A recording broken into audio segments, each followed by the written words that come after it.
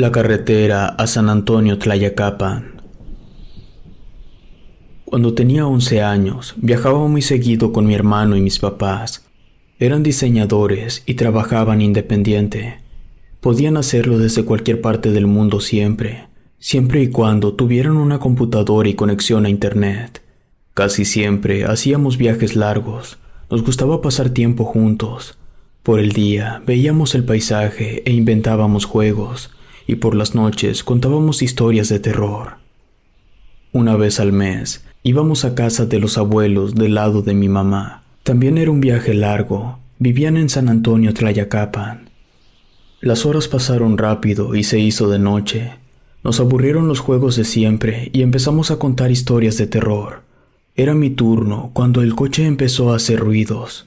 Una luz roja se encendió en el tablero. Mi papá no le dio mucha importancia porque el mapa marcaba una caseta cerca. Avanzamos unos metros y empezó a salir humo del motor. Mi papá se orilló. No había nadie a nuestro alrededor. Estábamos varados a la mitad de la carretera. Mi papá se bajó del coche, fue a la cajuela por la linterna, abrió el cofre y empezó a salir humo del motor. Metió la cabeza intentando ver qué era lo que estaba mal. Mientras intentaba arreglarlo, mi mamá jugaba con nosotros para pasar el tiempo. Después de un rato, mi papá la llamó para decirle algo. Bajó del coche y estuvieron hablando un buen rato.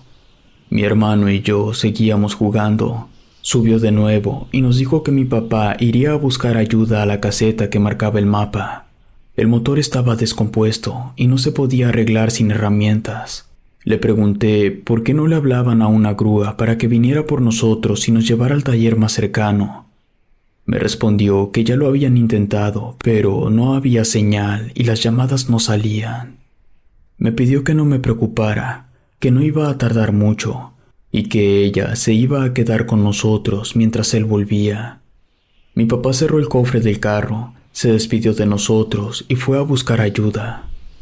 Mientras esperábamos, mi hermano y yo seguimos con las historias de terror, aunque la diversión no duró mucho. Mi mamá estaba nerviosa y nos pidió que paráramos. Sentí como el ambiente se ponía incómodo. Mi hermano se puso a jugar en su teléfono y yo me puse mis audífonos para escuchar música. Pasó un buen rato y empezó a darme sueño, pero no quería dormir. Quería estar alerta por si llegaba mi papá. Al poco rato que me quedé dormido con el celular en la mano, un ruido me despertó. Era mi mamá cerrando la puerta del carro. Me enderecé y le pregunté a dónde iba. Ella me respondió que ya había pasado mucho tiempo desde que mi papá se había ido, así que iría a buscarlo, o al menos caminar hasta donde la señal llegara mejor para poder llamarlo. Le dije que iría con ella, pero me dijo que no tardaría mucho, además que mi hermano no podía quedarse solo. Me pidió que cuidara de él y que estuviera atento por si mi papá regresaba antes que ella. Y para que no me durmiera, puso la radio. Me dijo que hiciera lo posible para estar atento y despierto. Cerró la puerta y empezó a caminar. El tiempo pasaba y ninguno de los dos regresaba. Eran cerca de la 1 de la mañana y empezaba a desesperarme. Para intentar calmarme, comencé a cambiar de estación para ver si encontraba algo interesante. Encontré una estación de noticias local. Eso llamó mi atención porque normalmente en la madrugada solo había música en la radio. Entonces decidí dejarla. Informaban que recientemente en la carretera San Antonio habían desaparecido algunos niños en los últimos días, entre 8 y 11 años, que por alguna razón los dejaban solos en medio de la carretera, por accidentes o llantas ponchadas. Aún no sabían quién era el responsable. Me entretuve un rato escuchando la noticia. Como estaba aburrido, busqué más datos en internet. Después de leer varios reportes de las desapariciones recientes, encontré una leyenda urbana. Contaba que hace muchos años la única escuela que había en esa zona era la escuela de San Antonio. Todos los niños y jóvenes de las comunidades cercanas iban a estudiar ahí, por lo que la carretera en la que estábamos en ese momento antes era transitada por los alumnos. Muchos de ellos eran de bajos recursos, así que iban caminando. En el otoño de 1860 empezaron a desaparecer.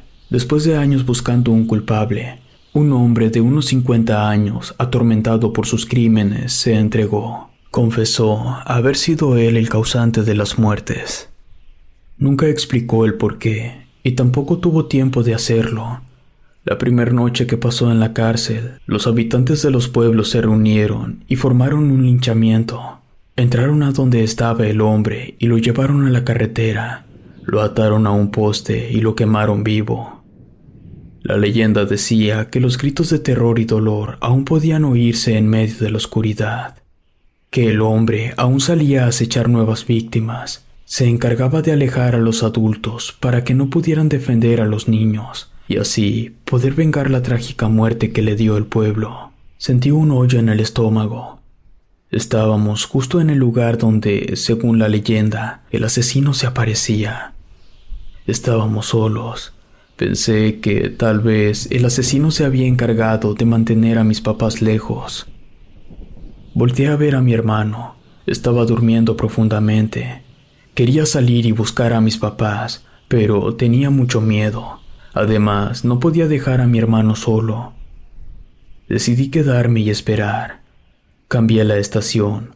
Puse algo de música, intentando alejar los pensamientos de la leyenda.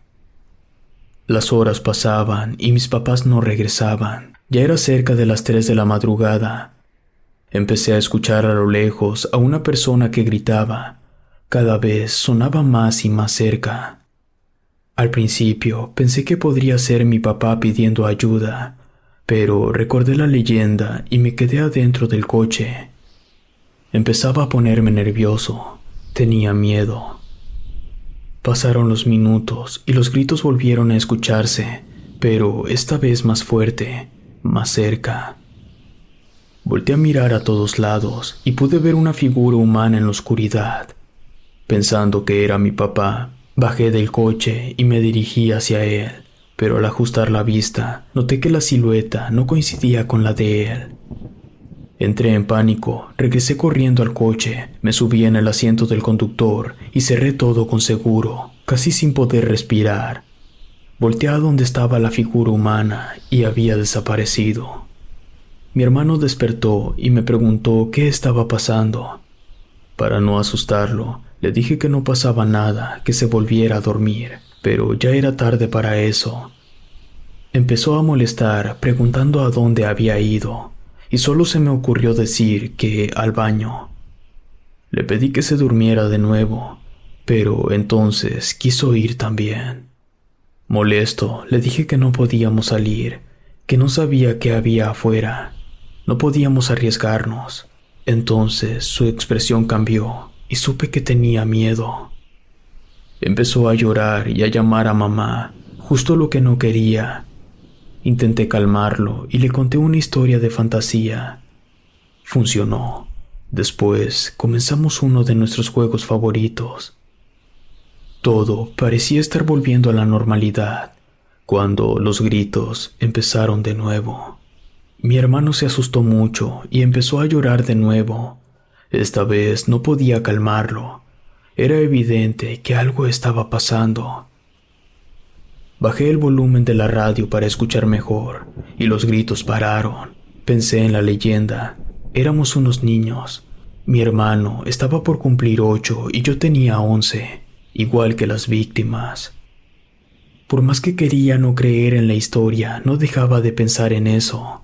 Los gritos podrían ser un animal herido, no lo sé, pero por más que intenté convencerme de que había una explicación lógica para eso, no dejaba de pensar en la leyenda.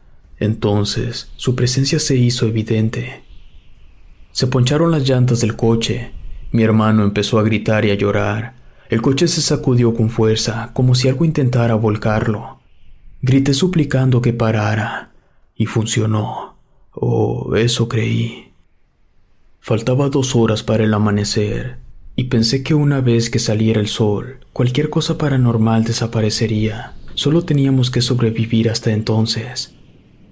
Mi hermano seguía gritando y llorando, llamando a mamá. Quería irse, pero le expliqué que bajar del coche sería lo peor que pudiéramos hacer. Pasaron unos minutos y empezó de nuevo. Primero los gritos, después el coche volvió a sacudirse, pero esta vez logró volcarlo. Mi hermano y yo caímos hacia el lado al que se inclinó el coche. Las ventanas se rompieron y quedamos expuestos. Todo se calmó de nuevo. Busqué a mi hermano en el asiento trasero y lo vi ensangrentado. Los vidrios lo habían cortado. Teníamos que salir de ahí antes de que esa cosa regresara. Lo ayudé a subir para salir y después salí yo. Lo tomé de la mano para empezar a correr, pero estaba petrificado y se me soltó. Yo estaba como a 1 metro de él gritándole, suplicándole que se moviera y pudiéramos escapar. Entonces algo lo jaló por atrás y desapareció. Grité y corrí hacia él desesperado, pero se había ido. Aterrado, corrí hacia el otro lado. Sabía que si me quedaba más tiempo, podía regresar por mí. Sentía un dolor en el pecho. No había podido proteger a mi hermano. Seguía corriendo y llorando. No podía quitar su última imagen de mi mente. No sé cuánto tiempo estuve corriendo, pero empezó a amanecer, y entonces vi un auto a la distancia. Era una grúa. Le hice señas y se detuvo. Mis papás estaban adentro. Cuando vieron mi estado, se bajaron de la grúa asustados, preguntando qué me había pasado y en dónde estaba mi hermano. Intenté explicarles, pero jamás me creyeron. Regresamos al coche y estaba volcado. Buscamos a mi hermano por días. Cuando quise mostrarles la leyenda en internet, la nota ya no estaba. Tampoco los reportes de las desapariciones. Quedé como un loco para todos, y tal vez para ustedes también lo sea, pero es la verdad.